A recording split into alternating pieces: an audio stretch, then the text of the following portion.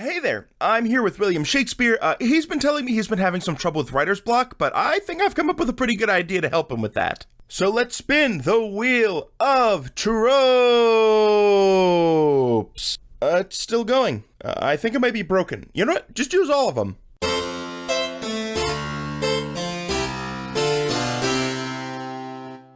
Viola is the survivor of a shipwreck that she believes claimed her brother's life, which we can all figure out right away means that he's going to come back at some point. She disguises herself as a man and pledges her service to Duke Orsino, an arts-loving nobleman. No, Duke Orsino is in love with Olivia, another noblewoman who lives in the same city.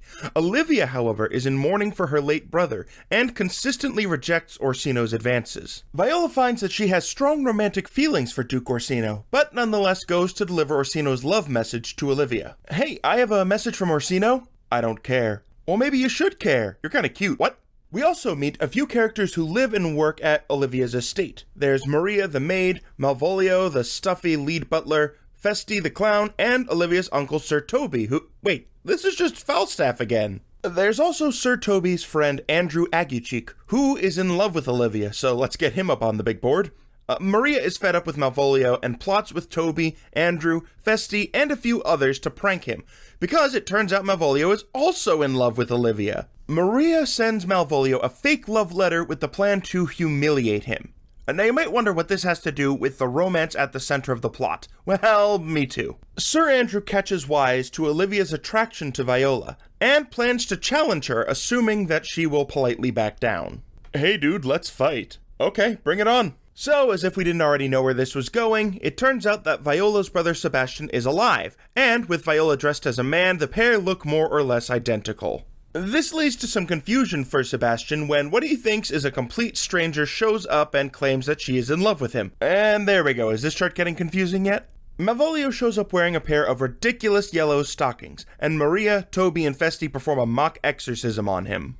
Now, it may be tempting in comedies like this to throw in a lot of over-the-top slapstick violence.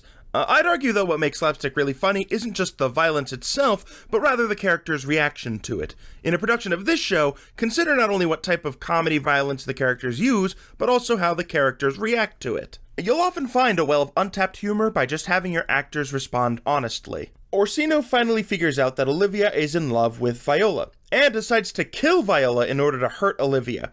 Viola is oddly okay with this, but then Sebastian comes in and the confusion is cleared up. And then Malvolio comes in and some of the confusion is put right back in there. It turns out Sir Toby thought Maria's prank was so good that he took her to go get married. Sebastian and Olivia marry, and when it's revealed that Viola is a woman, Orsino is so impressed by her commitment to him that he marries her. Andrew and Malvolio are pretty much left high and dry though, unless they end up getting married. I ship it. Twelfth Night kind of feels like a best of Shakespeare's comedies. Between the romance, mistaken identities, and physical abuse, I think Twelfth Night shows the best of what Shakespeare's plays can be.